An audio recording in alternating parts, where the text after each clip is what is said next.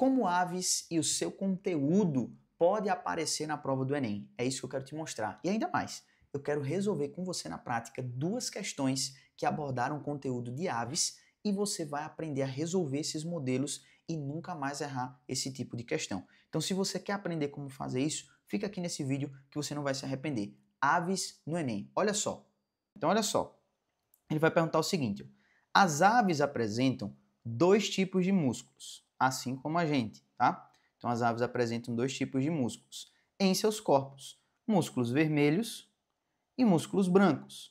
Os músculos vermelhos seriam aquele tipo de fibra muscular que ele está mais envolvido com a presença de mitocôndrias, ele pode armazenar oxigênio na estrutura da hemoglobina específica dos músculos, que é a mioglobina, e aí ele vai estar associado com um metabolismo mais aeróbico, que ele vai produzir mais energia, mas vai precisar de um tempo maior para isso.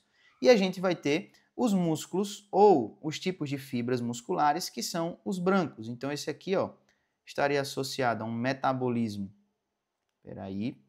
a um metabolismo aeróbico,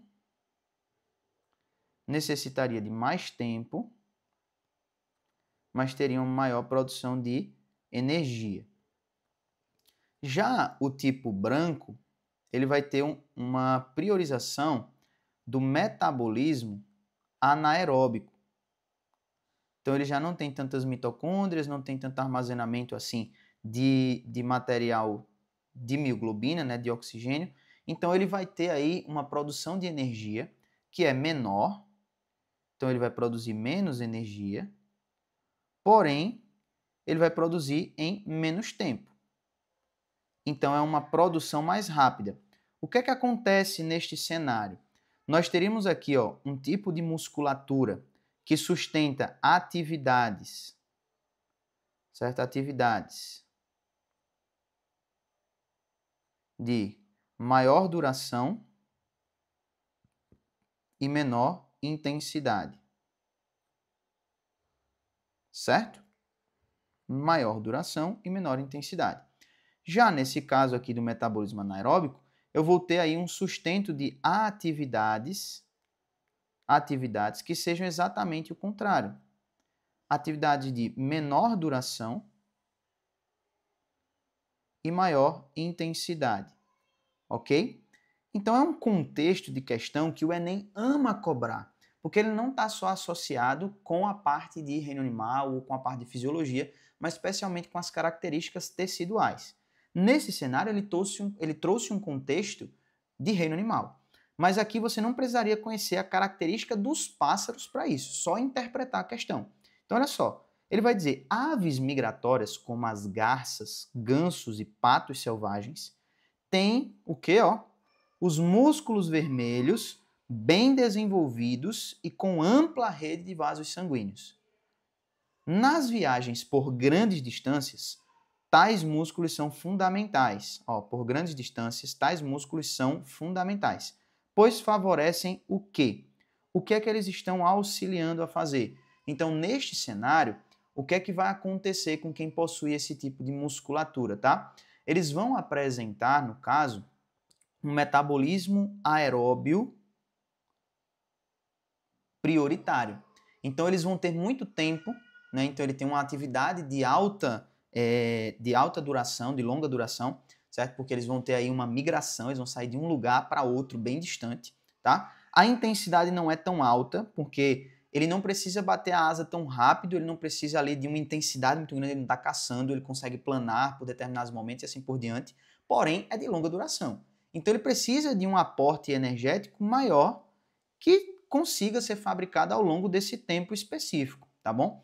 Então, dentro desse cenário, a gente está falando de quê? De execução de manobras? Não, eles não vão estar executando manobras melhor porque eles têm musculatura vermelha, tá? Eles vão ter um metabolismo corpóreo mais elevado? Aí sim, ó, o metabolismo deles vai estar ativo durante todo esse processo, principalmente porque o metabolismo aeróbico ele é mais demorado, tá certo? Então, a gente tem 3 etapas para a realização da respiração celular.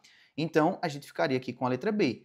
Letra C, manutenção da aerodinâmica. A manutenção da aerodinâmica está associada com as características estruturais e corporais das aves, e não necessariamente com o tipo de musculatura que elas têm. Letra D, deslocamento a grandes velocidades. Nesse caso aqui, a gente não tem como mensurar a velocidade deles. A questão não nos deu informação para isso, para dizer que essa utilização da musculatura está associada a isso, tá? Pelo contrário, se estivesse associado com velocidade, a gente teria um viés de intensidade, como as aves de rapina, que têm voos ali curtos, porém muito intensos para pegar a sua presa, né?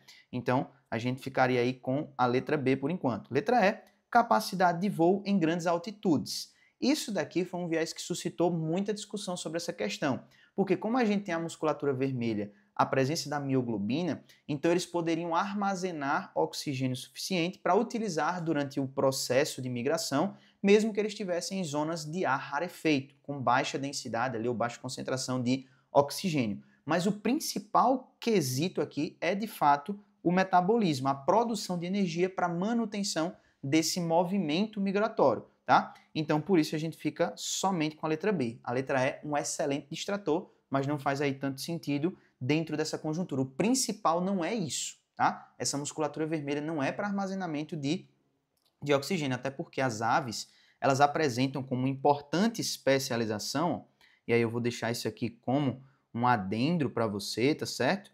Uma das principais especializações que as aves apresentam são aí os sacos aéreos, ok?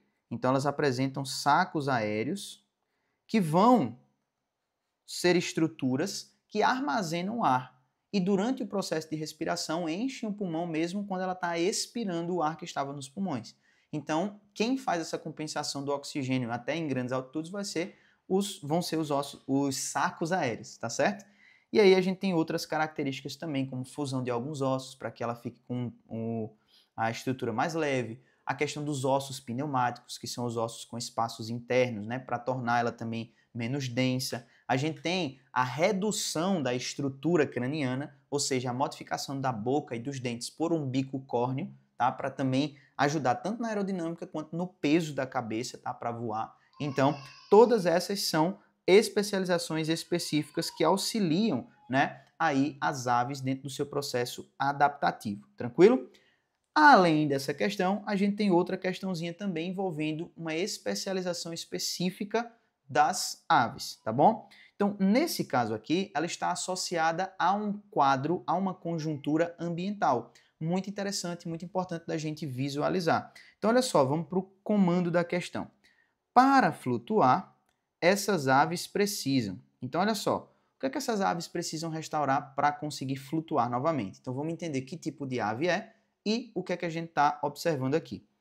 Grupos de proteção ao meio ambiente conseguem resgatar muitas aves aquáticas vítimas de vazamentos de petróleo, tá? Então, olha só, aves aquáticas e vazamentos de petróleo, tá? Então, são as duas histórias aqui que estão se cruzando.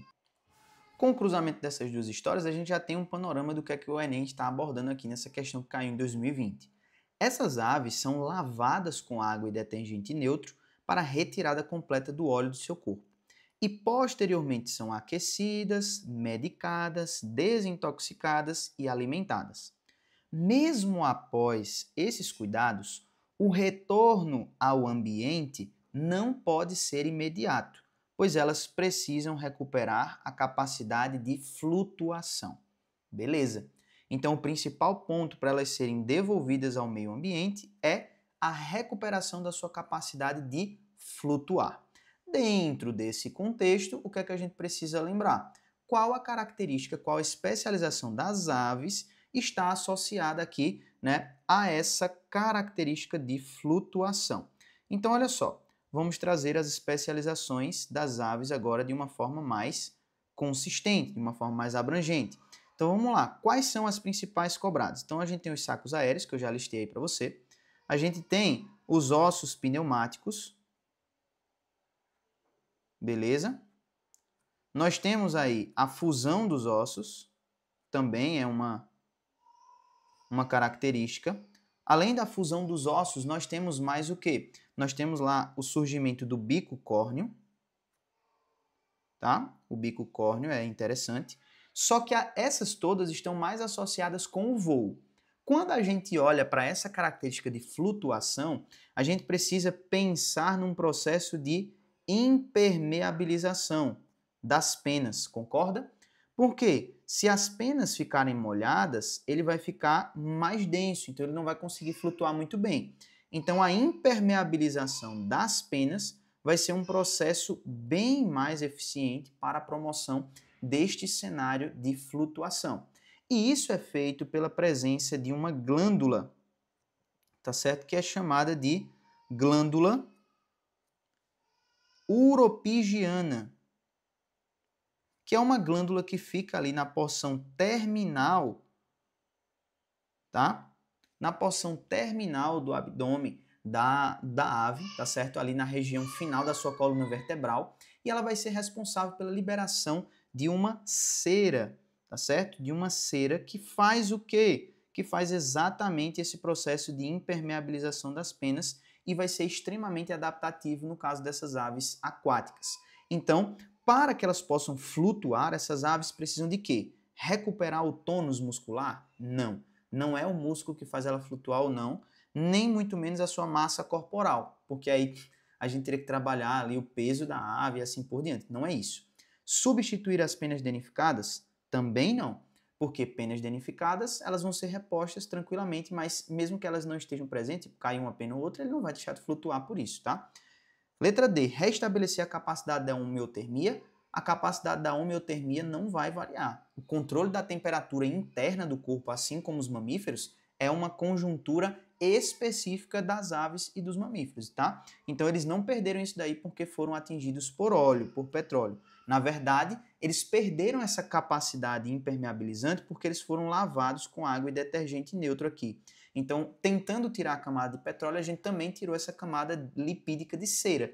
Então, eles precisam de um tempo para refazer essa camada de cera, para impermeabilizar as penas e aí sim eles conseguirem ter restauradas as suas capacidades de flutuação. Tranquilo? Então, aqui a gente consegue, de uma forma bem abrangente, falar sobre as principais especializações que o Enem acaba cobrando quando o assunto são as aves, esses répteis mais recentes na história evolutiva, beleza? Então agora você pegou a ideia, pegou a visão da biologia e agora você não erra mais. Quando cair uma questão como essa, você já está pronto e preparado para poder conseguir resolver tudo isso sem muita dor de cabeça. Comenta aqui embaixo se você teve alguma dúvida, eu vou adorar ler sua dúvida e te auxiliar nesse processo final aqui para a gente entender os principais modelos e resolver esse tipo de questão, tranquilo? Eu fico por aqui e a gente se vê na nossa próxima aula. Valeu!